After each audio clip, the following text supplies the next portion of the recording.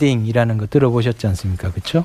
슬로우 리딩의 핵심이 뭐냐면 한 책을 깊이 있게 여러 번 읽는 겁니다. 그리고 이 깊이 있게 여러 번 읽는 게 아까도 말한 그 독후 대화를 할 때 제대로 여러 가지 이야기를 할 수 있게 만들어줍니다. 그러니까 한국에서 독서라고 하면 보통 이래요. 한 권 읽고 요점 정리해봐. 그리고 끝. 근데 이건 아까도 말한 것처럼 반쪽짜리 대화입니다. 어떻게까지 될 수 있느냐면요. 일본에 이제 유명한 그 슬로우 리딩의 어떤 창시자가 있습니다. 이분은 그 일본에 아주 유명한 그 중편 소설이 있습니다. 은수조라는 중편 소설이 있는데 이 책을 무려 고등학교 1, 2, 3학년 3년 동안 읽힌다고. 그러니까 우리로 치면 이 책이 뭐 데미안보다 좀 두껍다라고 봐야 되는 그 정도의 분량의 책인데 한 페이지 한 페이지를 이렇게 수업 시간에 국어 시간에 계속 읽힌다는 거죠.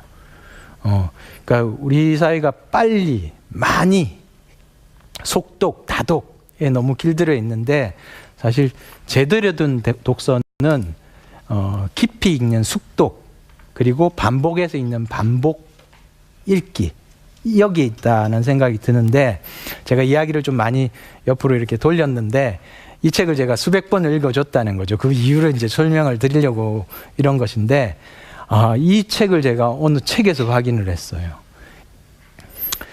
독서가 얼마나 중요하냐 하면요. 이건 뇌과학적으로도 많이 이제 연구가 되어 있는 건데요. 특히 여러분들 한국 사람들 책을 소리내서 읽습니까? 아니면 이렇게 조용조용 읽습니까?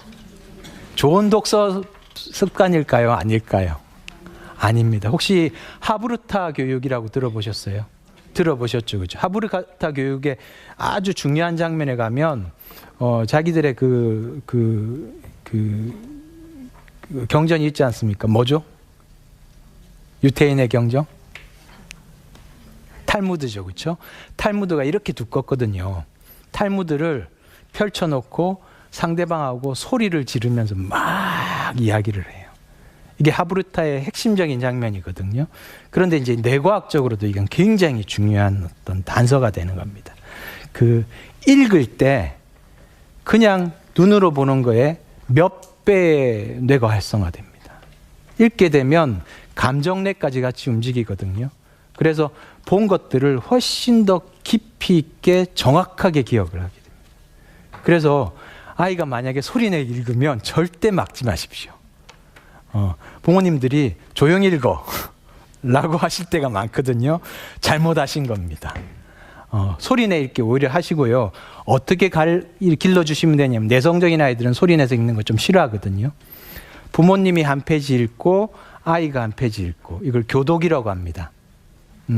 이렇게 서로 한 페이지씩 읽으면서 제가 이제 아까 씩씩한 꼬마 자동차도 아이들이 이제 글을 읽을 수 있게 된 이후부터는 한 페이지씩 읽기를 굉장히 많이 했거든요. 아이들도 굉장히 좋아합니다. 뇌를 가장 활성화하는 방법이고요. 어쨌든 뇌과학 연구를 해보면 책 읽기만큼 뇌를 급격하게 변화시키는 일이 없다는 거죠.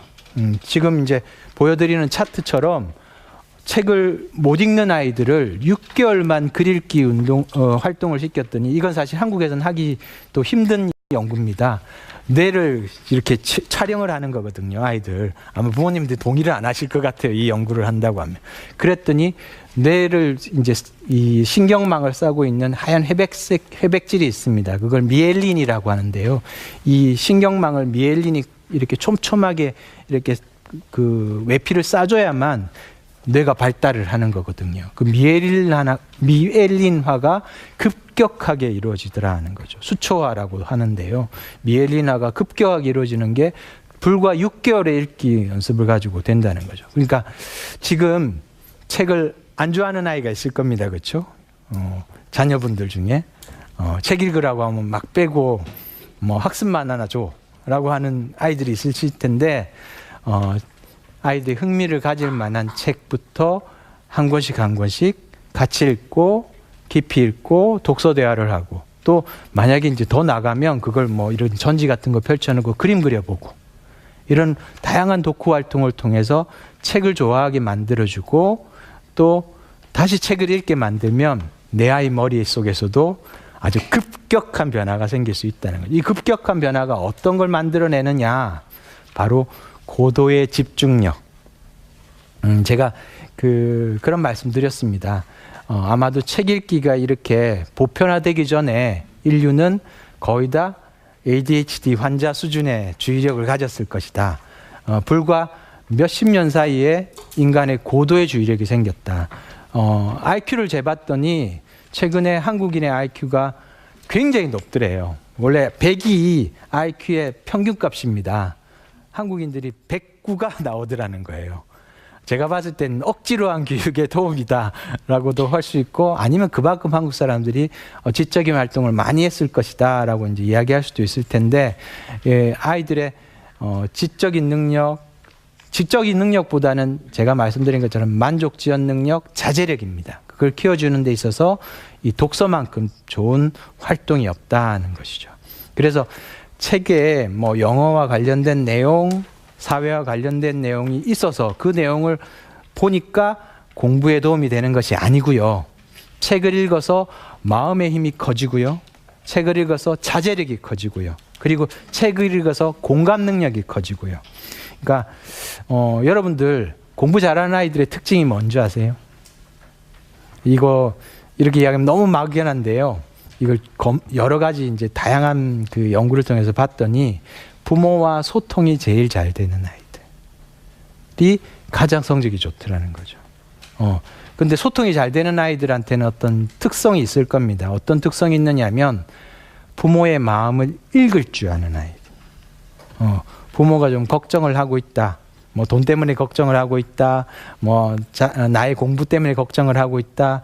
내가 좀 게으른 거에 대해서 걱정을 하고 있다. 이런 마음들을 읽을 수 있어야 된다는 거죠. 뭐 선천적으로 이걸 잘 읽는 아이들도 있지만 독서가 또 아주 크게 신장시켜 줄 수 있는 게 바로 이 공감 능력이라는 겁니다. 아이의 공감 능력을 키워줘서 아이가 부모의 마음을 읽을 수 있게 되고요. 그런 부모의 마음을 읽는 어떤 상호작용이 아이에게 공부를 할 수 있는 또 마음가짐을 심어준다는 것이죠.